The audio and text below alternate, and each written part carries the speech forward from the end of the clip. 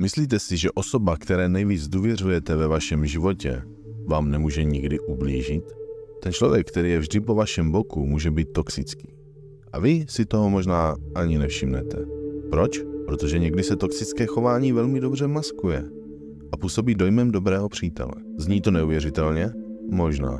Ale rozpoznání těchto příznaků vám může zachránit klid a dokonce i život.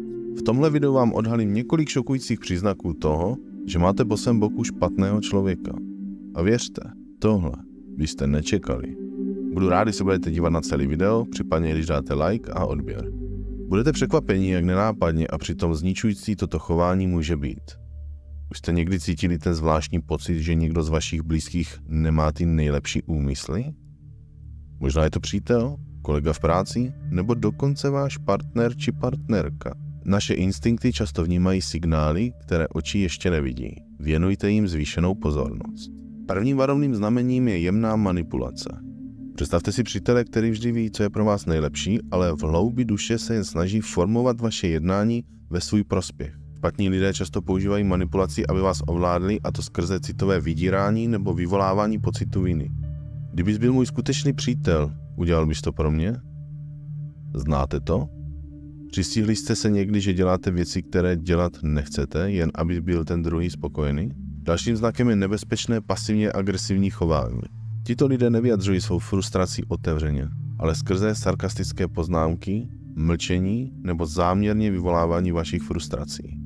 Je to forma emoční manipulace, která podkopává vaši sebedůvěru. Pozor také na lidi, kteří mají radost z neštěstí druhých. Jestliže se někdo ve vašem okolí potajmu těší z vašich neúspěchů nebo vám dokonce škodí, je to varovné znamení. Nenechte si ujít ani signály závisti a soutěživosti. Přehnaně soutěživí a závistiví lidé se často snaží bagatelizovat vaše úspěchy a vyzdvihovat ty své. Dalším důležitým znamením je podezřelý oční kontakt. Lidé, kteří se vám vyhýbají pohledu do očí, mohou něco skrývat. Oční kontakt je známkou upřímnosti. Pokud ho někdo vytrvale odmítá, může mít skryté úmysly. A konečně věnujte pozornost bezohlednému sobectví a nedostatku empatie. Lidé, kteří se soustředí pouze na sebe, ignorují vaše emoce a přání a opakovaně překračují vaše hranice. Nejsou zdravou součástí vašeho života.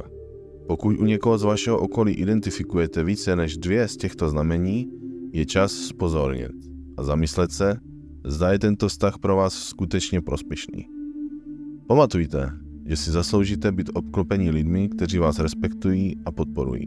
Sdílejte toto video, abyste pomohli i ostatním rozpoznat tyto příznaky, a nezapomeňte se přihlásit k odběru mého kanálu. Tak se uvidíme příště.